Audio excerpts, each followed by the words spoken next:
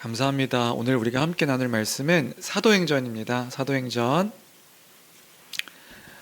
8장 1절로 8절까지의 말씀을 함께 보도록 하겠습니다. 사도행전 8장 1절로 8절까지 신약성경 200페이지입니다. 제가 가진 성경 신약성경 200페이지 사도행전 8장 1절로 8절까지의 말씀 우리 한 목소리로 함께 읽도록 하겠습니다. 함께 읽습니다. 시작. 사울은 그가 죽임당함을 마땅히 여기더라. 그날에 예루살렘에 있는 교회에 큰 박해가 있어 사도 외에는 다 유대와 사마리아 모든 땅으로 흩어지니라. 경건한 사람들이 스데반을 장사하고 위하여 크게 울더라. 사울이 교회를 잔멸할새 각 집에 들어가 남녀를 끌어다가 옥에 넘기니라.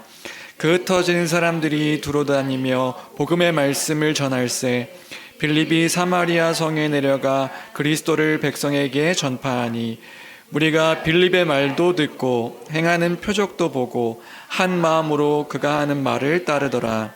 많은 사람에게 붙었던 더러운 귀신들이 크게 소리를 지르며 나가고 또 많은 중풍병자와 못 걷는 사람이 나으니 그 성에 큰 기쁨이 있더라. 아멘, 아멘. 우리는 계속해서 사도행전을 통해서 하나님의 은혜를 함께 나누고 있습니다. 사도행전 7장의 끝은 어떤 내용이었는가? 스데반이 돌로 맞아서 이제 순교를 당하는 장면이 사도행전 7장 그 마지막의 내용이었습니다. 예수 그리스도로 가득하고 예수 그리스도로 충만하여서 그 가득함을 드러내고 그 예수님의 편지와 같이 마지막까지도 그 예수님의 말씀으로 고백했던 그 삶을 보여준 그 스데반의 순교가 아직도 우리의 마음 가운데 그 감동으로 참 은혜로 남아있는 것 같습니다. 예수로 가득한 삶, 그 예수를 드러내고 나타내는 삶. 그런데 이제 7장을 뒤로 하고 이제 8장을 보면 순교와 함께 이제 아름다운 이야기가 이어질 것처럼 보이지만 8장을 이제 딱 들어서면 이제 저도 이제 8장 묵상하면서 무언가 이 배트맨에 나오는 조커와 같이 뭔가 이렇게 지금 일어난 일들에 대해서 씩 웃으면서 뭔가 기뻐하는 한 청년의 이야기가 먼저 등장하는 것을 이제 볼 수 있습니다. 그리고 이어서 교회는 풍비박산, 혼비백산이라는 사자성어가 떠오르게 교회가 뭔가 큰 어려움과 그 박해로 또 슬픔으로 가득한 장면이 등장하는 게 1절부터 3절까지의 내용인 것 같습니다. 그럼 오늘 1절부터 먼저 살펴보면 좋을 것 같은데요. 1절 전반부 말씀만 먼저 보면 8장 1절에 같이 함께 읽어볼까요? 함께 읽겠습니다. 시작. 사울은 그가 죽임당함을 마땅히 여기더라. 네, 여기까지요. 그래서 사울이라는 청년이 등장하는 것을 볼 수 있지요. 스데반의 그 죽음을 마땅히 여기더라 이렇게 이야기하며 시작되어지고 있는 거예요. 그 마땅히 여긴다 이게 무슨 말이냐 하면 이게 찬성한다 이런 뜻이긴 한데 원어적으로 보면 함께 기뻐한다 이런 의미를 담고 있는 단어입니다. 그러니까 함께 기뻐하며 찬성한 거죠. 그러니까 사울이라는 청년이 이 스데반의 죽음을 기뻐하면서 찬성했다 이렇게 고백하고 있는 게 1절의 내용인 것입니다. 그리고 이제 이어지는 내용이 그 날로부터 예루살렘에 뒤집어지는 일이 발생했으니 우리 같이 읽어볼까요? 그날에 함께 읽겠습니다. 시작. 그날에 예루살렘에 있는 교회에 큰 박해가 있어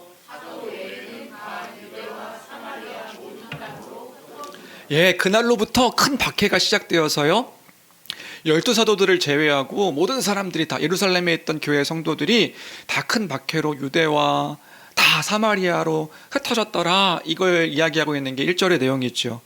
교회를 향한 박해가 순차적으로 이어진 것이 아니라 아마 동시다발적으로 이렇게 시작되어졌던 것 같습니다. 그래서 1절을 보면 끝에 보면 흩어졌다 이런 단어가 있는데 흩어졌다는 단어가 그냥 이렇게 흩어졌다는 의미하기보다 흩뿌려지다 이런 의미거든요. 그러니까 씨 같은 것들이 이렇게 쫙 해서 흩뿌려지는 것. 그러니까 이제 교회에 대한 박해가 시작되니까 사람들이 도망치는 거예요. 막 혼비백산하면서 막 도망치는 어떤 그림들이 상상되어지는 게 이제 1절의 내용인 것입니다. 예루살렘 성에 이제 있으면 잡히게 되면 큰 박해를 당하니까 큰 어려움이 생길 수 있으니까 급하게 도망치는 장면이 이제 1절의 내용인 거죠. 그런데 이 일을 했던 핵심 인물이 누구인가 봤더니 그게 바로 사울이었다, 이렇게 이야기하고 있는 겁니다. 그가 이 교회 성도들을 잡아서 박해하고 그 앞장섰던 인물인데 그게 3절입니다. 우리 같이 3절 한번 읽어볼까요? 3절 읽겠습니다. 시작. 사울이 교회를 잔멸할새 각 집에 들어가 남녀를 끌어다가 옥에 넘기니라. 어떤 장면인지 좀 그려주시나요? 잔멸하다는 단어 의미는요, 파괴하다, 해치다, 이런 의미의 단어인 거예요. 그러니까 사울이 아주 잔혹하게 교회의 성도들을 찾아서 집집마다 남자든 여자든 끌어다가 옥에 가두고 그 일들을 기쁨으로 했다는 것을 알 수 있어요. 씩 웃으면서 기쁨으로 이 잔혹한 일들을 했음을 보여주고 있는 장면이 3절의 내용인 것입니다. 또 이러한 태도는 사실 이제 뒤에 9장 1절에도 기록되어져 있는데 9장 1절도 같이 함께 볼까요? 9장 1절 같이 읽겠습니다. 시작. 사울이 주의 제자들에 대하여 여전히 위협과 살기가 등등하여 대제사장에게 가서, 사울이 앞장서서 성도들을요, 위협과 살기, 막 죽이겠다, 잡으면 이것들 다 죽여버려야 돼, 이런 살기를 가득하게 가지고 가면서 폭행하고 그들을 모욕하고 심지어 성도들을 죽이기까지 한 인물이 이 사울이었다는 것을 우리가 이제 알 수 있는 것입니다. 오늘은 첫 번째로 이 사울이라는 사람이 등장하고 있어서, 그리고 이 사울이 사도행전에 계속해서 반복해 등장하는 인물이기도 하거든요. 그래서 오늘 사울이라는 인물이 누구인가, 이 일을 통해서 사도행전의 큰 맥락들을 함께 먼저 살펴보고 싶습니다. 사울이 누구인가? 사울은 누구인가 하면요, 혈통적으로 보고 학문적으로도 좀 보려고 하는데, 사울이 누구인가? 혈통적으로는 이스라엘의 베냐민 지파에 속했던 유대인 중에 한 명이었던 사람이 바로 사울이었습니다. 사울은 유대인이었다. 그런데 어떤 유대인이냐? 집안 전체가 그 구약의 율법에 충실해서 그 충성스러운 집안 안에서 태어났던 사람이 바로 사울이었습니다. 그래서 구약의 율법에 대하여서 굉장히 충성적으로 지키고 사모했던 사람. 그런데 독특한 것은 뭐냐면요, 이 사울이 유대인인데 어떤 유대인이었는가? 헬라파 유대인이었다는 거예요. 우리 히브리파 유대인, 헬라파 유대인 기억하시죠? 근데 사울은 어떤 유대인이었는가? 헬라파 유대인이었다. 그래서 사도행전 22장 3절을 보면 그가 누구인지를 소개해주는 장면이 있는데, 이제 길리기아 다소라는 지방에서 태어났던 사람이 바로 사울이었습니다. 그러면 이 다소라는 지역이 어떤 지역인가? 길리기아라는 그 큰 지역 안에 그 수도였을 만큼 큰 도시가 바로 다소였습니다. 길리기아라는 큰 지역이 있고 그 지역의 도시에 다소라는 지역이 있는데, 이 다소라는 지역에서 태어난 사람이 사울이었다.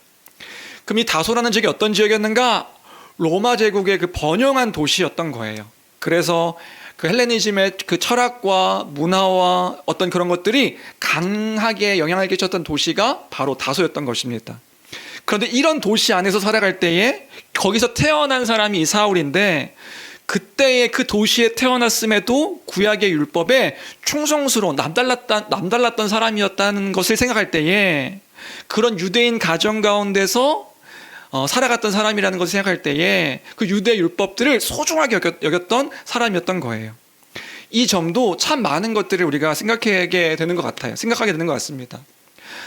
생각해 보십시오. 그 헬라의 철학과 그 그리스 로마의 그 철학과 문화가 팽배한 도시에 사는 거예요. 그 지역에서 사는데 유대적인 율법에 대한 가치관을 뚫을 수가 없었던 거죠. 이 사울의 가정도 그렇고 이 사울 자체도 그렇고요. 그러면 이 가정이 얼마나 구약 성경에 대한 그 확고한 가르침과 삶이 있었는가, 부모로부터 그 자녀에 이르기까지 얼마나 확고했길래 이가 이 율법에 대해서 그렇게 충성스럽게 살아갈 수 있었을까? 그가 갖고 있는 신념이나 사상을 뚫을 수가 없었던 것입니다. 그런 인물이 사울이었던 것이지요. 그래서 생각하기는 가정의 역할이 정말 중요하구나. 가정에서의 부모가 그 자녀에게 어떤 가치와 신념을 갖고 있고 이것들을 가르쳐 주는가, 이게 너무나 중요하구나, 이런 것들을 생각할 수 있는 대목이기도 한 것 같습니다. 그러면 이 사울은 그런 그 도시의 안에 있는 그 철학과 그 문화의 영향을 전혀 받지 않았는가? 담쌓고 살았던 인물인가? 또 그런 것 같지도 않아요. 이 사울은요, 헬라어에도 굉장히 능통했던 인물이고요. 그 헬라 철학에도 인문학에도 굉장히 능통했던 인물이었습니다. 그래서 사도행전 뒤를 보면요, 이 사울이요 아덴에 가서 아덴의 철학자들과 함께 철학 논쟁을 하는 것도 볼 수 있고요. 또 그 인문학적인 그 당시의 시인들의 시도 인용하여서 이야기하는 것을 볼 수 있습니다. 그러니까 철학과 인문학에도 능했던 사람이 바로 이 사울이었다. 또 이 사울의 독특한 특징이 있었으니 이 사람은 유대인임에도 불구하고 로마 시민권을 가지고 있었던 사람이었습니다. 로마 시민권, 네, 그 당시 로마 시민권은 엄청나게 큰 특권을 가지고 있는 계급층의 사람인 것이거든요. 엄청난 특권을 가지고 있었던, 정치, 경제, 문화, 사회적으로 그 당시 로마 시민권이 있다, 다 참여할 수 있는 특권을 갖고 있었던 사람이 이 사울이었습니다. 그 당시에 유대인들 중에서도 이 로마 시민권을 갖고 있었던 사람들이 있었거든요. 그럼 이 사람들은 어떤 사람들이냐? 그 당시에 유대인임에도 불구하고 정치적으로나 경제적으로나 상류층에 속했던 사람들이 유대인이면서 로마 시민권을 가지고 있었던 사람들인 거예요. 그러니까 정리하면 사울은 어떤 사람이냐? 예, 부유한, 그 당시에도 부유한 그 계층에 속해 있었던, 남부러울 것 없었던 사람이었던 것이고요. 구약의 율법에도 능통하고 헬라의 철학과 인문학과 문화에도 능통했던 정통한 엘리트 코스의 그 엘리트였던 사람이 바로 사울이었던 것입니다. 여기가 혈통적이며 가족적인 배경의 그 사울에 대한 이해고요. 그러면 이 사울은 어떠한 그 학문적인 배경을 갖고 있었는가? 그런데 성경을 보니까 이 사울이 학문적으로도 굉장히 능통했던 사람이라는 것을 보여주고 있습니다. 사울이요, 그 당시에 예루살렘에 있던 가장 그 최고의 율법학자요, 또 바리새인 중에 바리새인이라고 불렸던 가말리엘이라고 하는 그 율법학자 밑에서 배움을 받았던 사람이었다는 것을 성경은 또 이야기해주고 있습니다. 사도행전 22장 3절에요. 아, 이 사람이 그 율법학자 가말리엘이라고 하는 사람의 그 율법학자 밑에서 배웠던 사람이구나. 그러니까 사울은요, 지금 예루살렘에 있는데 이 예루살렘에 있을 때에 이랬던 사람이 아니에요. 그 헬라파 유대인들은 노년에 하나님의 성전, 이 율법을 온전하게 지키고자 노년에 예루살렘에 와서 그 노년을 맞이했던 그 헬라파 유대인들이 있었다고 했잖아요. 아니요, 사울은 그런 사람이 아니었다고요. 사울은요, 길리기아 다소라고 하는 아주 크고 좋은 도시에 살았던 사람인데, 그가 지금 이 가말리엘의 밑에서 지금 공부를 하고 있다는 것은 어떤 의미냐 하면 지금 유학 온 청년인 거예요. 예루살렘으로 유학파, 우리가 흔히 얘기하는 유학파 출신의 사람이 사울이었다. 사울의 가정이 얼마나 유대교에 열심히 있는 가정이었는지 그때의 그 교육 환경을 보면 15세 이전까지는 그 지역에 있는, 자기가 살고 있는 지역의 회당에서 율법을 배우고요. 그 율법 가운데서, 율법을 배우는 사람들 가운데서 탁월했던 사람이 예루살렘에 유학을 와가지고 이 고등학문, 고등교육을 배우는 과정이 있었던 거예요. 그 고등교육을 배우고 있는 그 여정의 사람이 바로 사울이었던 것입니다.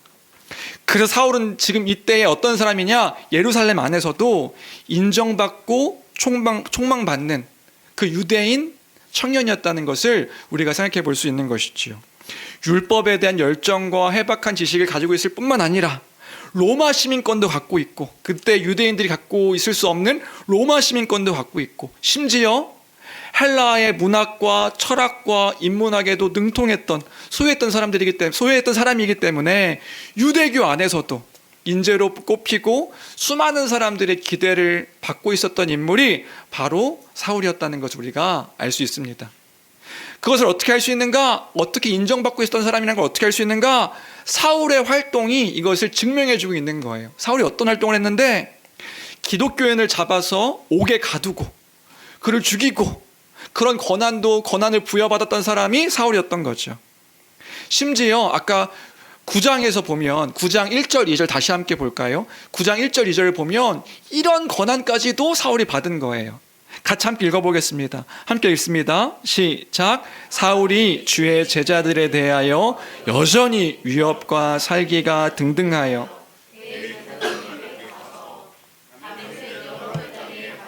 공문을 청하니, 이는 만일 그 도를 따르는 사람을 만나면 남녀를 막론하고 결박하여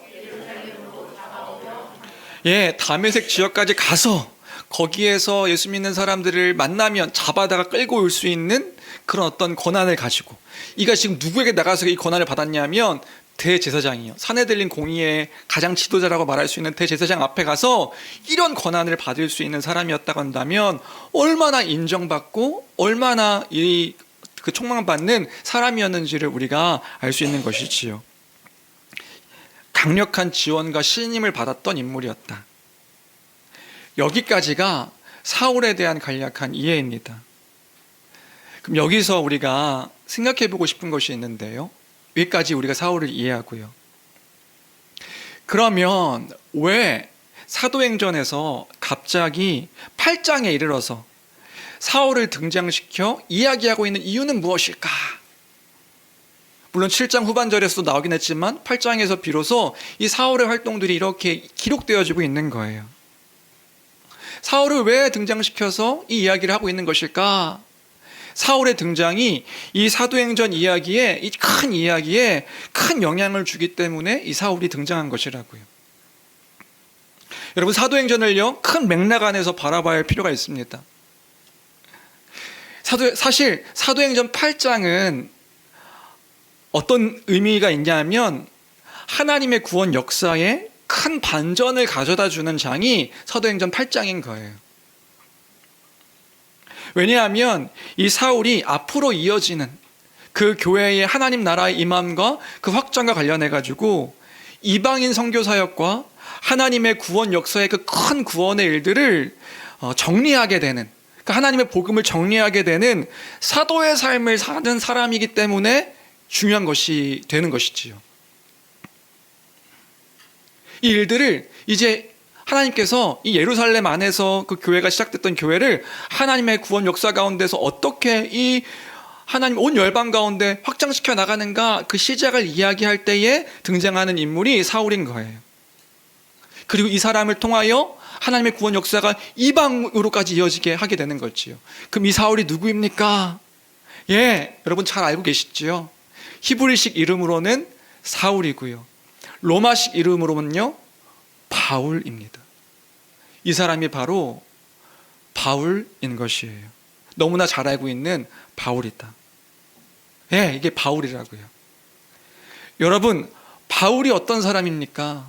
바울이요, 예수 그리스도의 복음을 위하여 자신의 전 생애를 다하여 이방인들에게 복음을 전했던 사도, 그 사도가 바울인 거잖아요.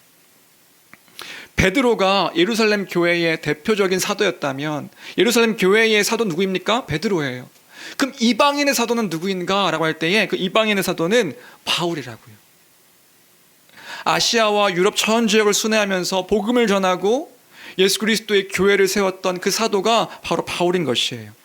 신약 성경에 13권의 그 책을 쓰며, 서신서를 쓰며 편지를 썼던 신약 성경의 그 대부분의 내용들, 복음에 대한 그 기초를 세우는 그 사도가 바로 이 바울이라고요. 그리스도의 영광스러운 그 편지의 전달자로서 그 바울의 이름이 작은 자다, 이런 뜻이거든요. 자기는 작은 자요 오직 주의 영광만을 전하는 자가 되었으니 그가 곧 바울인 것이란 말입니다. 그런데 8장은요 지금 뭐 얘기를 하고 있는 거냐 하면, 그 유대인으로서 그 바울이 사울일 때에 어떤 자였는지를 보여주고 있는데, 그것이 바로 8장의 내용인 것이에요. 그가 본래 예수 그리스도와 예수 그리스도 믿는 자들을 그렇게 지독히 박해하던 박해자였다, 이 얘기를 해주고 있는 거라고요.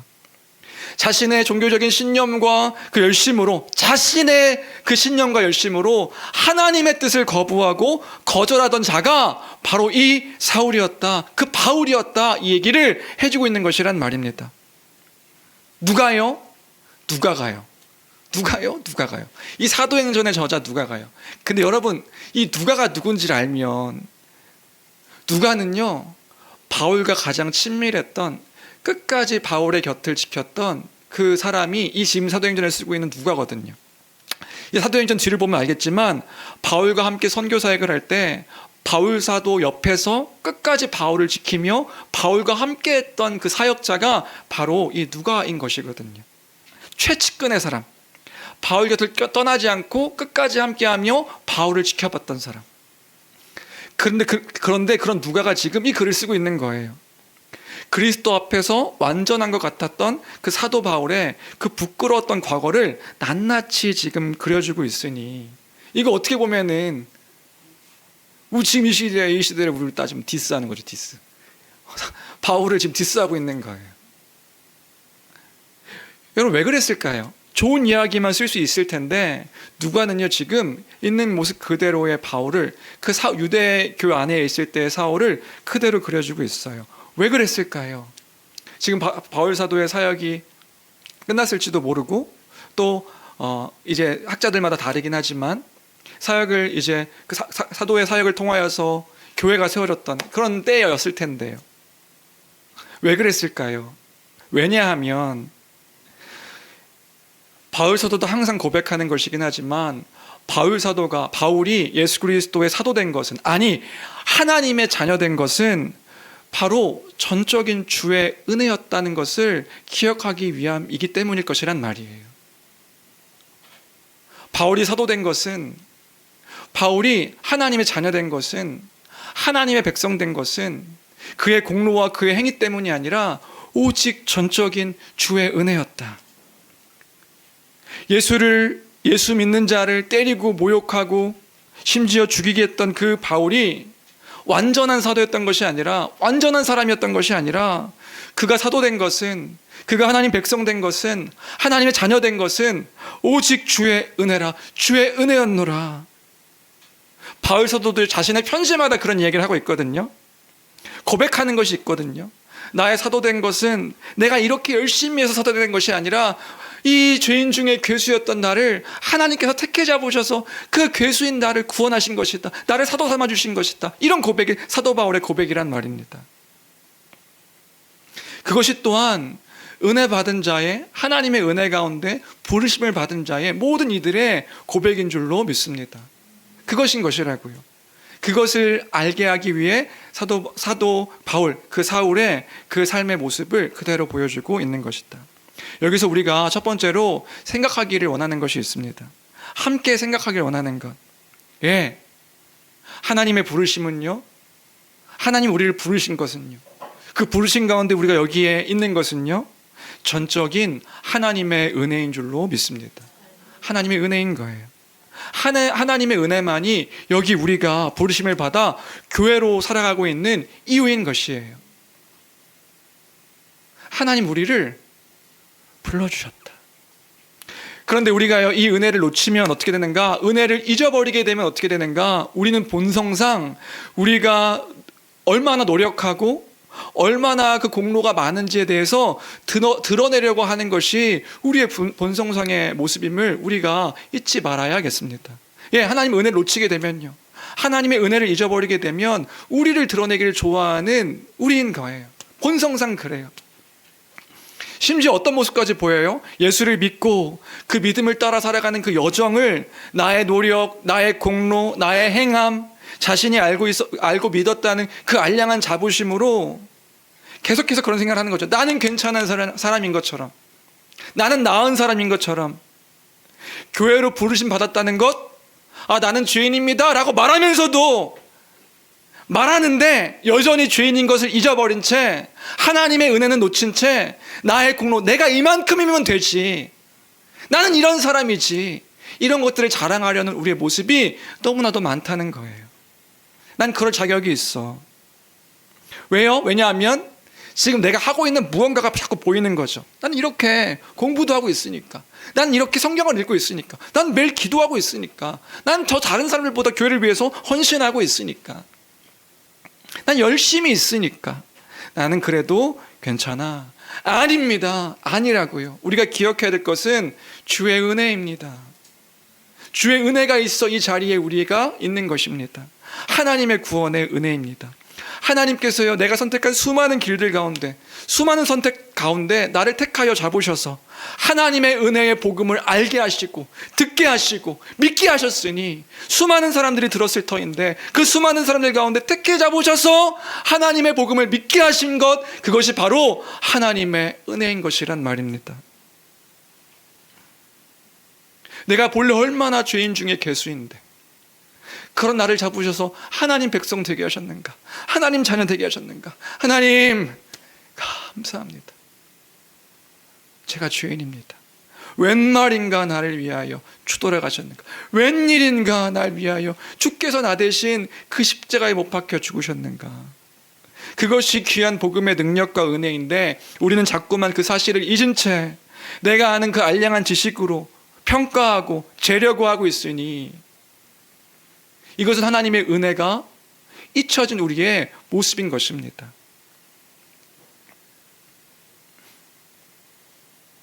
저는 이런 일을 생각할 때마다 저 역시도 저의 부끄러움을 생각할 때가 많이 있는데요. 저에게도 이런 일이 있었습니다. 제가 처음 20살 때 총신대학교에 들어갔을 때, 신학과에 들어갔을 때 제가요 어떤 마음이었냐면 정말 거짓말 안 하고 제가 정말 낮은 자의 마음으로 그 총신대학교 신학과에 들어갔던 기억이 있어요. 분명히 그랬습니다. 제가 한참 방황하던 중에 중고등학생 때, 특별히 고등학교 때 하나님을 인격적으로 알게 되어지고 믿게 되어지고 살아계심을 알게 되었을 때 정말 말할 수 없는 그 기쁨과 감격, 그 하나님께서 나를 버리지 아니하시고 하나님이 여전히 나를 사랑하신다, 하나님 나를 불쌍히 여기신다, 이것들을 알고 믿게 되어지니까 그때 하나님의 살아계심을 알았을 때 그 큰 감격과 기쁨을 잊을 수가 없어요. 얼마나 감사하든지요. 하나님이 나를 사랑하신다, 하나님이 나를 사랑하신다, 그 감격이 있었습니다. 그래서요 신학교에 들어갔을 때 들어올 자격도 없는 자가 하나님의 선지동산에, 그때 총신대학교를 하나님의 선지동산이라 불렀거든요. 선지자들이 함께 모여서 그렇게 말씀을 배우는 곳이라 해서 하나님의 선지동산에 가서 내가 거기서 하나님 말씀을 배운다니, 그냥 거기 문 앞을 들어갈 때마다 가는 그 길마다 은혜가 막 풍성했던 기억이 있어요. 아직도 기억나는 에피소드가 있는데요. 하루는 기독론 수업 시간이었습니다. 기독론 수업 시간에 한 선배가 발표하는 거예요. 발표하는데 한 찬송가의 고백으로 자신의 어떤 발표의 내용을 고백하는데 이런 내용이었습니다. 하늘을 두루마리 삼고 바다를 먹물 삼아도 하나님의 사랑을 다 기록할 수 없다. 근데 그 이미지가 확 그려지는데, 하늘을 두루마리 삼아? 저 넓은 하늘을 두루마리 삼아. 그래. 바다를 먹물 삼아? 그래. 바다를 찍어가지고 적어. 하나님의 사랑을 다 기록할 수 없다. 그냥 그걸 듣는 순간에 그 기독론 수업 시간에 제가 막 펑펑 울었던 기억이 아직도 선명하게 남아있어요. 하나님의 사랑이 이렇게 크다니, 하나님의 사랑이 이렇게 감격스럽다니. 103명의 신학생이 있었거든요, 한 학년에. 그때 제가 가졌던 마음은 내가 가장 낮은 자고 내가 끝에 부르심을 받아서 그 방황하던 나를 부르셔가지고 이 추악한 내가 이 하나님의 길을 간다는 것 자체가 너무 감격스럽고, 그래서 내가 이 103명 중에 가장 낮은 자다, 가장 부끄러운 자다, 나 같은 사람 없었을걸? 이러면서. 왜냐면 신학생들이 다 좋게 들어온 줄 알았거든요. 나 같은 사람이 없었을걸? 그런데 시간이 지나고요, 어느 정도의 신학이 저한테 이해되어지고 신학에 대한 어떤 그 알미 생기니까 얼마나 교만해지고 얼마나 그 사람들을 나은 자로 보는 게 아니라 낮게 보는 모습이 생기든지요. 다른 사람들을 평가하고 정죄하는 최 모습이 되는 것을 어느 순간에 보게 된 거예요. 여러분 그거 아세요? 그게 바로 신학의 저주입니다. 신학교 간 사람들의 저주거든요. 신학 배우는 사람들의 저주. 하나님을 알면 알수록 한없이 겸손해져야 되는데, 하나님을 알면 알수록 나보다 못한 사람들이 보이기 시작하는 거예요. 나보다 저 못하는 것 같은데, 나보다 못 사는 것 같은데, 나보다 아닌 것 같은데, 나를 보지 못하고 다른 사람들을 평가하게 되는 것, 이것이 믿음이 너무 작은 자의 교만한 태도인 것이지요. 그래서 신학교에는 그런 말이 있습니다. 무슨 말이 있냐면, 들어갈 때는 전도사로 들어갔다가 나올 때는 평신도로 나온다. 그 마음이 처음에 들어갈 때는 막 뜨거워서 막 주를 위해서 살겠다, 막 순교자로 들어갔다가, 전도사부 순교자죠, 순교자로 들어갔다가 신학교 나올 때는 평신도로 냉랭해져가지고 다른 사람들 평가하고 날라리 신자가 되어서 신학교를 나온다. 왜요? 교만병에 걸려서요. 왜 이렇게 되는 건가요? 제가 이렇게 했다는 것을 말하는 것은 나도 그랬다, 그럴 수 있다, 이걸 얘기하려는 게 아니에요. 목사님도 그러셨어? 그럴 수 있구나, 그걸 이야기하려는 것이 아니에요. 이건 여기선 그럴 수 있다가 아닙니다. 그럼 뭐예요? 이건 진정으로 하나님을 아는 자의 태도가 아니라는 것을 말씀드리고 싶은 겁니다. 그게 아닌 것이라고요. 그럴 때 우리는 어떻게 해야 됩니까? 그럴 때 우리는 하나님의 은혜를 기억해야 되는 거예요. 하나님의 은혜를 다시금 묵상해야 되는 것이란 말입니다. 하나님께서 예수 그리스도를 통하여 나를 위해 하신 일이 어떤 것인데, 그 낮아지심을 통하여 나를 향해 하신 일이 무엇인데 내가 어떻게 주님보다 높아질 수가 있는가? 그때에 하나님은 나를 어떻게 낮아지게 하시고 하나님만 의지하게 하시는지를 우리는 보아야 되는 것이란 말입니다. 하나님께서 우리를 그렇게 만들어 가십니다. 예수 그리스도의 낮아지심 같이 그리스도를 닮은 자들은 그리스도를 따라가는 자들인 거잖아요. 그럼 어떻게 살아가는 건데요? 그리스도의 낮아지심 같이 우리를 낮아지게 하시고 다른 이들을 위하여서 섬기게 하는 이들로 살아가게 우리를 만들어 가시는 여정 가운데 우리가 있는 거예요. 그럼 그럴 때에 우리가 무엇을 기억하며 무엇을 바라봐야 되는 것이냐 말이지요. 하나님의 그때의 뜻이 무엇인가? 이 일들을 통하여서 하나님이 지금 무엇을 이뤄 가시는 것인가? 하나님께서 우리에게 지금 하나님의 일들을 이뤄 가시는 것이구나. 하나님의 구원 역사가 이 역사함 속에서 이루어지고 있는 것이구나. 그때 우리는 어떠한 마음을 가지고 살아가야 되는 것인가? 하나님의 일하심을 바라보는 우리여야 될 줄로 믿습니다. 하나님의 일하심을 바라보되 그때의 겸손함으로 하나님의 뜻을, 우리의 눈이 나에게 고정되어서 내 기준이 아니라 하나님을 향한 그 하나님의 마음이 동하여서 이 시간, 이 땅 가운데, 이 모습 가운데 하나님이 원하시는 것이 무엇인지를, 하나님이 하신 일들을 무엇인지를 기억하고 놓치지 않는 우리 모든 교회의 성도들 되기를 주님의 이름으로 간절히 축원합니다. 내가 높아지는 것이 아니라 우리 주님이 높아지시는 것이라고요. 그가 흥하여야 하겠고 나는 곧 쇠어야 하리라. 이것이 우리의 믿음의, 우리 주님이 나를 통하여 영광 받으시는 것. 그래서 사도 바울은 그 자신의 편지 가운데마다 이런 고백을 했던 게 아닌가 싶어요. 잊지 않기 위하여서요. 우리 에베소서 3장 8절 9절 같이 함께 읽어볼까요? 함께 읽겠습니다. 함께 읽습니다. 시작. 모든 성도 중에 지극히 작은 자보다 더 작은 나에게 이 은혜를 주신 것은 측량할 수 없는 그리스도의 풍성함을 이방인에게 전하게 하시고 영원부터 만물을 창조하신 하나님 속에 감추어졌던 비밀의 경륜이 어떠한 것을 드러내게 하려 하심이라. 모든 성도 중에 지극히 작은 자보다 더 작은 나다. 모든 성도 중에 지극히 작은 자보다 더 작은 나가 나다. 하나님 앞에서, 그 하나님의 구원하심 앞에서 그 예수 그리스도의 낮아지심 같이 그 낮아짐을 잊지 아니하며 그 하나님의 뜻 가운데 순종하여 그 구원의 역사 가운데 있음을 기억하여 살아가는 우리 모두가 되기를 주님의 이름으로 간절히 축원합니다. 첫 번째로 함께 나누고 싶었던 거고요. 두 번째로 이런 그 사울을 통하여서, 그 바울을 통하여 이런 큰 끔찍한 일들이 있었는데 아직 3절까지의 상황이 끝나지 않았습니다.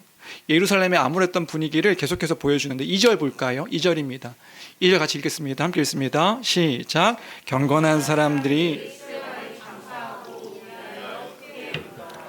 그때 경건했던 사람들이 스데반을 장사하는 장면을 기록해주고 있습니다. 스데반의 죽음에 대해서 아파하면서 그 곁에서 장사하고 크게 울더라. 상상해보면 어떤 상상일까요? 그 수많은 성도들이 막 엉엉 울면서 스데반의 그 죽음을 안타까워하며 아파했던 모습을 보여주고 있는 거죠. 여러분 한번 상상해 보시겠어요? 경건한 사람들인데, 앞에 특별히 경건한 사람들이라고 이야기하고 있어요. 그 믿음이 분명했던 사람들인 거죠. 그런데 왜 크게 울었을까요? 믿음이 있는데요. 아마도 이들이 울었던 것은 신앙에 대한 후회나 낙심 때문에 울었던 것이 아닐 것이란 말이에요. 경건한 사람들이니까요. 하늘의 소망이 사라지고 두려움만 남았기 때문에 이들이 막 울었던 것도 아닐 것입니다. 여러분 한번 상상해 보시겠어요? 스데반을 장사한다는 것, 그때 어떤 의미일까요? 스데반을 이제 막 그날에 그 스데반이 죽음 그 순교 때부터 큰 박해가 시작됐다고요. 그럼 그때에 스데반을 장사한다는 것은 어떤 의미가 있었을까? 엄청난 용기의 일이라는 거 여러분들 아십니까? 예수 그리스도의 복음을 전하고 그 믿음을 지키다가 돌로 쳐 죽임을 당한 스데반을 찾아가 그를 위하여 장사했다. 사내들린 공의회와 유대인들이 살기가 등등하여서 이 사람들 다 잡겠다고 막 그렇게 눈에 불을 켜고 찾던 그 상황이었다. 그 박해 문이 확 하고 열린 상태에서 스데반을 장사했다고 한다면 이건요 그냥 행동으로 보여주는 거예요. 나도 지금 이 도에 동조하는 사람이다. 나도 이 도에 함께하는 사람이다. 이걸 보여주는 게 장사하는 거잖아요. 그러니까 이건 엄청난 용기가 필요한 것이란 말이지요. 그럼 이들이 믿음이 없겠습니까? 낙심해서 울었던 것일까요? 아니겠지요. 이 경건한 사람들이 그 보게 된 죽음이, 그 스데반의 죽음이 고난 가운데서의 죽음이라는 것 때문에 그들의 마음을 아프게 한 것이란 말이에요. 그리고 이 스데반이라고 하는 그 믿음 좋은 신앙의 동역자를 더 이상 보지 못하는 것에 대한 헤어짐의 아쉬움과 슬픔이 있었던 것이겠죠. 여러분, 스데반이 누구입니까? 여러분, 스데반이 어떤 사람인데요? 스데반 6장을 보면 집사 선출을 생각했을 때 지혜와 성령이 충만하여서, 성령과 지혜가 충만하여서 성도들을 온 마음으로 돌보았던 사람이 스데반이었다고요. 그래서 수많은 사람들이 7명의 사람을 선출할 때 들어갔던 한 사람, 온 마음을 다하여서 성도들을 사랑하고 그 성도들을 위하여서 헌신하고 봉사하며 그들을 위해서 살았던 그 사람이 스데반이었으니까요. 그 귀한 성도의 본을 보였던 스데반이요, 한번 상상해 보세요.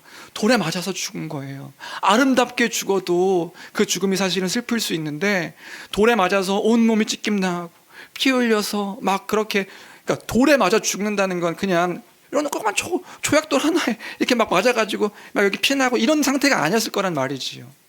모난 돌에 머리며 몸이며 온 그 피투성이가 되어가지고 죽어있는 그 성도를 바라봤을 때 성도들이 그 안타까움이, 그 경건한 성도들에게는 그 안타까움이 존재하게 된 것이란 말입니다. 우리를 섬겨주었던 그가 그 믿음의 도를 지키다가 이렇게 찢겨 죽임 당했구나. 그 죽음을 바라봤으니까요. 그래서 지금 이 3절까지는요, 그 슬픔에 막 그 사무치는 이야기들이 1절부터 3절까지의 내용인 거예요. 뭔가 암울해요. 슬퍼요. 그리고 우리가 또 한 가지 생각해야 될 것은, 여러분, 죽음이라는 것 우리가 한번 생각해 봐야 될 것 같아요. 죽음이 무엇인가? 죽음은요, 본래 선함의 결과가 아닙니다. 사람이 죽는다는 건요, 본질적으로 죽음은 죄의 결과예요. 죄의 결과. 죽음 자체는 하나님이 창조하신 창조의 그 선한 결과가 아니라고요. 그래서 우리는요, 우리가 죽음을 목도할 때마다 먼저 바라봐야 될 건 뭐냐면요, 우리가 죽음을 눈으로 볼 때, 원래 그래서 우리 예전에 그 사망 복음을 이야기할 때에 그 죽음을 우리가 원래 목도해야 된다고 이야기했죠. 그 죽음을 통하여서 우리는 뭘 기억할 수 있냐면요, 죄의 결과구나. 죄의 결과여서 고통과 슬픔과 아픔의 끝을 보게 되는 것이 이제 사망인 거예요. 사람이 죽은 것. 심판의 결과를 보게 되어지는 것이 죽음입니다. 원래 창조의 목적은 뭔가요? 창조의 목적은 생명이에요. 빛입니다. 근데 죽음은요, 어둠입니다.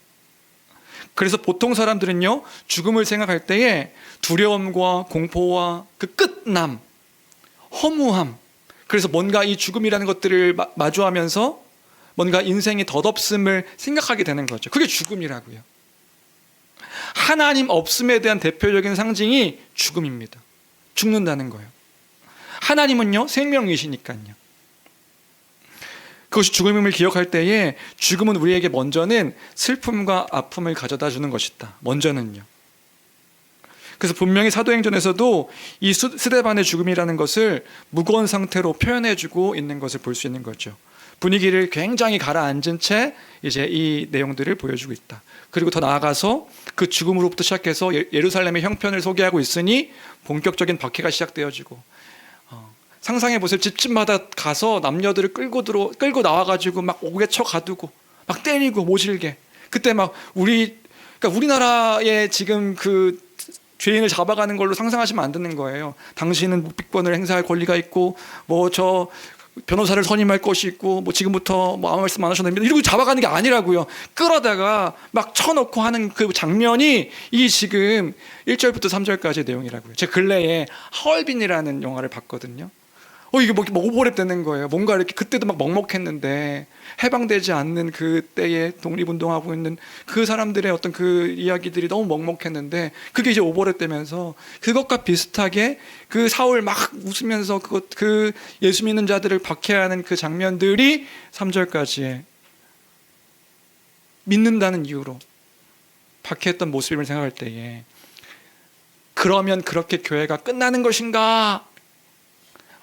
마지막 세 번째로 4절부터의 내용이지요.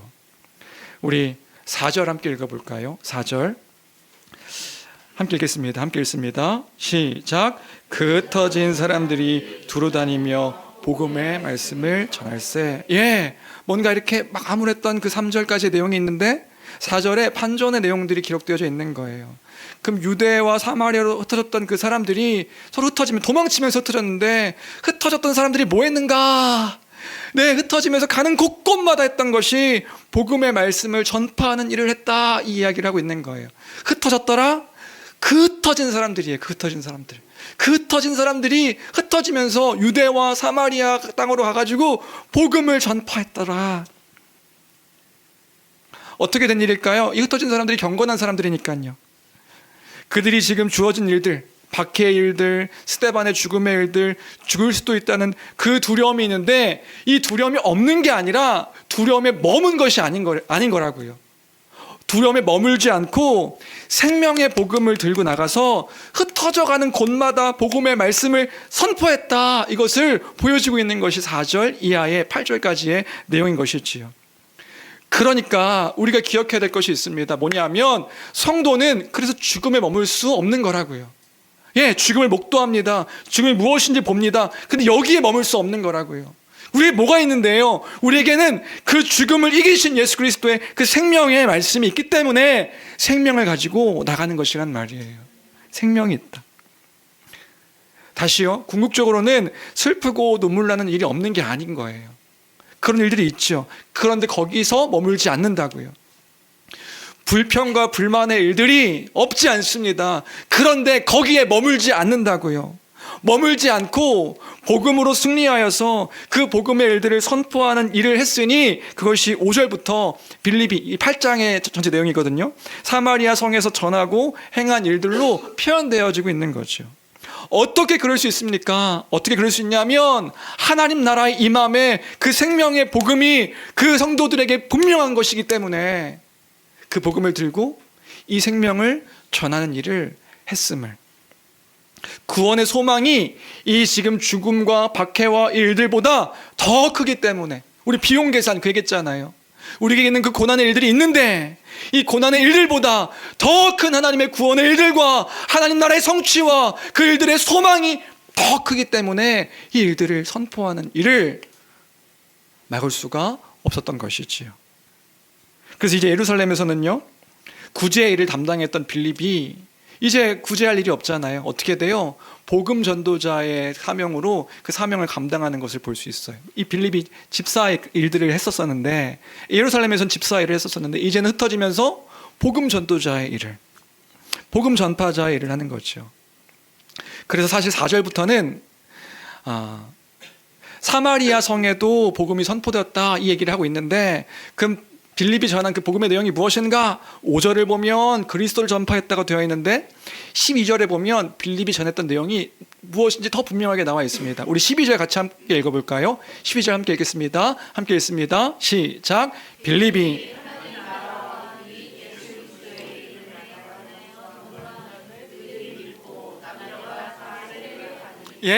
빌립이 전한 게 뭐예요? 하나님의 나라와 그 하나님 나라의 성취신 예수 그리스도의 그 이름, 그 예수 그리스도가 하신 일들이 무엇인지를 선포하는 일들을 하게 된 거죠. 오늘 사실 이 지금 4절부터 해야 될 얘기들이 더 많은데 오늘은 한 가지만, 이런 거예요. 사마리아 사람들에게도 그 복음의 소식이 전해져서 하나님 나라가 임했다고 하는 그 풍성한 복음의 그 기쁜 소식이 선포되어진 거예요. 그래서 이 사마리아 성에도 이 하나님 나라의 임함이 선포되었다. 그래서 이 성에 큰 기쁨이 있었다, 이 이야기를 하고 있는 겁니다. 그리고 이 일을 그리스도 하나님의 기름 부음 받은 예수께서 다 이루셨다는 그 큰 기쁨이 이 사마리아 땅에도 선포되었다. 하나님의 통치와 다스림이 가득한 가운데서 그분과의 친밀한 교제가 이 사마리아 땅에도 가능하게 되었고, 그분을 인식하여서 기동하며 살아가게 되었다. 이 교회가 이 사마리아 땅 가운데도 선포되게 되었다. 그 약속의 백성이 이 사마리아인들에게도 이렇게 나타나게 되었다. 이것은 큰 기쁨이 아닐 수 없었다. 이 이야기가 이제 8장에서 이야기하고 있는 내용인 거예요. 그래서 뭘 말하려고 하냐면, 이게 8장에서 이 사마리아에도 이 복음이 전해졌다는 것이 이게 이제 핵심이거든요. 흩어졌지만, 박해로 인해서 흩어졌지만, 이 흩어짐을 통해 이 사마리아 땅에도 복음이 선포되었다. 그럼 사마리아 땅이 뭔데? 사마리아가 뭔데요? 이 사마리아는 본래 유대인의 관점에서는 사람 취급도 하지 않았던 사람들인 거예요. 유대인과 이 사마리아인은 서로 원수와 같은 관계였습니다. 원수 같은, 왜냐하면 할 말들이 많지만 이 사마리아인들은 어떤 사람들이냐면 혼혈족이었거든요. 유대인이 있고 유대인과 이방인이 합쳐져서 이제 혼혈, 피가 섞인 민족이 사마리아인이었어요. 그래서 유대인 입장에서 봤을 때 너희는 하나님 백성이 아니야. 하나님 선택한 백성이 아니야. 사마리아인도, 우리도 하나님의 약속이 있어. 너네만 하나님이 있어. 우리도 하나님이 있어. 이래서 으르렁거렸던 사람들이 유대인과 사마리아인이었거든요. 그런데 그 사마리아에도 하나님의 복음이 선포된 거예요. 하나님 나라가 임했다는 선포가 거기에도 선포되었으니 뭘 얘기하고 있는 겁니까? 이제는 유대인과 사마리아인도 그리스도 안에서 교회로서 하나가 되었다는 것을 보여주고 있는 게 8장의 이야기라고요. 망한 것 같았는데, 교회가 실패한 것 같았는데, 이 실패한 것 같은 모습을 통하여 어떤 일이 일어나는가? 이제 우리 지난주에 이방인과 유대인 얘기했잖아요. 이방인과 유대인이 하나가 되었다, 원수되었던 그들이 하나가 되었다. 그 먼저가 뭐냐면 유대인과 사마리아인이 하나가 되어 하나님의 백성이 되게 하셨다. 이게 지금 이렇게 온 민족으로 퍼져나가고 있다. 이걸 보여주고 있는 게 8장의 그 과정인 것이란 말이에요. 하나님의 언약인 하나님 나라의 구원이 선포된 것. 그래서 이제는 헬라파 유대인과 히브리파 유대인의 하나로 끝나는 것이 아니라, 그 갈등이 하나로 끝나는 것이 아니라, 이제는 유대인과 이방인이 하나가 되어서, 유대인과 사마리아인이 하나가 되어서 하나님의 나라와 그 교회가 이렇게 이루어지게 하셨다. 누가 이 일을 이루셨는가? 누가 이 일을 이루어 가시는가? 교회를 통해서 하나님께서 이 구원의 일들을 이루어 가신다. 이걸 이야기하고 있는 게 사도행전의 큰 맥락의 이야기인 것이란 말이죠. 구원 역사가 이루어지고 있다. 멈추지 않게 되었다. 그 복음을 듣는 자들이 큰 기쁨이 임했다. 여기서 우리가 짧게 두 가지를 적용하고 마무리했으면 좋겠는데요. 하나는 그래서 이것입니다. 뭐냐면, 이거 사도행전 1장 8절에 성령이 너에게 임하시면 너희가 권능을 받고 예루살렘과 온 유대와 사마리아와 땅끝까지 이르러 내 증인이 되리라. 이거 명령 아니라고 그랬죠. 명령이 아니라 미래형 동사였습니다. 될 것이다. 그럼 이 될 것이라는 걸 지금 누가 이뤄가고 계시는가? 하나님이 이뤄가고 계시다. 하나님이 구원 역사를 이뤄가고 계시는 거예요. 성도는요, 그 구원의 일들을 바라보며 그 여정을 살아가는 사람들인 겁니다. 교회는 어떤 그 구원의 역사 가운데 한 가운데 있는 자들이 교회인 우리인 것이지요. 첫 번째로 기억하길 원하는 건요, 우리 일들 속에서 하나님의 구원 역사를 바라보는 교회가 되기를 주님의 이름으로 간절히 축원합니다. 예, 다 끝난 것처럼 보였다고요. 다 망한 것처럼 보였다고요. 큰 박해로 인해서요, 다 흩어지는 것처럼 보였다고요. 그런데 끝난 것이 아니라 하나님께서 그 구원의 역사들을, 일들을 이뤄가고 계시는 거예요. 항상 부흥의 시대도 그렇거든요. 부흥의 시대는 모든 것이 끝났다, 더 이상 가능성이 없다, 이제 멈췄다라고 하는 그때에 하나님을 바라보는, 하나님을 잊지 않는, 하나님께 무릎 꿇고 기도하는 그들을 통하여서 하나님은 하나님의 구원 역사가 멈추지 않았다, 끝나지 않았다, 이 사실들을 보여주시는 분이 하나님이시기에 우리가 그런 교회 되었으면 좋겠습니다. 하나님을 바라보는, 하나님의 일하심을 기대하는, 이 일들을 통하여 하나님 무엇을 이뤄 가시려고 하십니까? 그것들을 놓지 아니하는 우리 교회가 되어야 될 줄로 믿습니다. 또 다른 하나는 이 믿음을 생각하며 교회가 그때 보여야 될 태도는 무엇일까요? 여전히 교회에 맡겨주신 사명인 거죠. 내가 누구인가? 내가 어떠한 자인가? 내가 무엇을 소망하는 자인가? 기억할 때에 교회의 사명입니다. 바른 복음의 선포, 예배, 바른 복음의 선포를 통한 예배, 그리고요 하나님 말씀을 배우고 또 가르치는 교회의 양육, 그리고 마지막으로 전도죠. 하나님 복음을 선포하는 것. 복음을 전하는 것은요 우리가 주께 받은 사명입니다. 아예 안 돼, 나는 할 수 없어, 나는 그런 거 잘 몰라서 못해, 이것이 아니라 복음을 알고 있는 우리의 사명이 그 복음을 전하고 복음을 따라 살아가는 것을 통해 보여주는 그 복음에 대한 분명함과 그 아름다움이 무엇인지를 드러내는 삶, 그것이 바로 우리가 보여야 될 모습임을 기억할 때에 할 수 없는 상황일 수도 있지요. 그러나 그 할 수 없는 상황이라고 머무는 것이 아니라, 거기 머무는 것이 아니라 이 기쁜 소식을 통하여 저 죽어가는 영혼들이 살 수 있음을 기억하며 그 복음을 선포하는 것. 어둠 속에 있는 자들에게 이 복음이 참된 기쁨임을 기억하여 선포하는 것, 이것이 우리가 해야 할 일임을 놓치지 말아야겠습니다. 하나님께서 원하신 세상, 하나님의 나라를 이뤄감을 우리의 사명으로 두며 우리가 행하는 것이지요. 가정에서든 직장에서든 학교에서든, 가정도 중요합니다. 가정 안에서 복음을 드러내는 거예요. 교회도 너무 중요합니다. 복음을 따라 살아가는 모습을 보이며 드러내는 거예요. 그 복음이요. 하나님 나라가 임했다는 것 잊지 아니하고 그리스도의 십자가 죽음과 부활을 통하여 이 모든 것들이 우리에게 주어졌음을 놓치지 아니하며 전하고 드러내는 삶. 그 한복판에 우리가 있습니다. 그 한복판에 우리가 있음을 놓지 아니하며 그 복음을 통하여 모든 이들에게 기쁨의 그 이유가 되고 소식을 전하는 아름다운 편지의 삶을 살아가는 저와 우리 교회의 모든 성도들 되기를 주님의 이름으로 간절히 축원합니다. 말씀을 정리합니다. 하나님의 일하심을 바라보는 겁니다. 하나님의 구원의 은혜를 기억하는 겁니다. 누가 일을 할 수 있는가? 복음을 아는 자들이 일을 할 수 있는 것이지요. 사랑을 온전하게 전하는 우리가 되기를 간절히 빌고 원합니다. 낮은 자가 되어서 예수 그리스도의 낮은 자의 모습으로 그 낮은 자의 삶을 살아가는 것, 나보다 남을 더 낮게 여기며 더 높게 여기며 귀하게 여기며, 여러분 잘 기억하십시오. 주님께서 사랑한 지체입니다. 그리고 그 안에 우리 주님이 계십니다.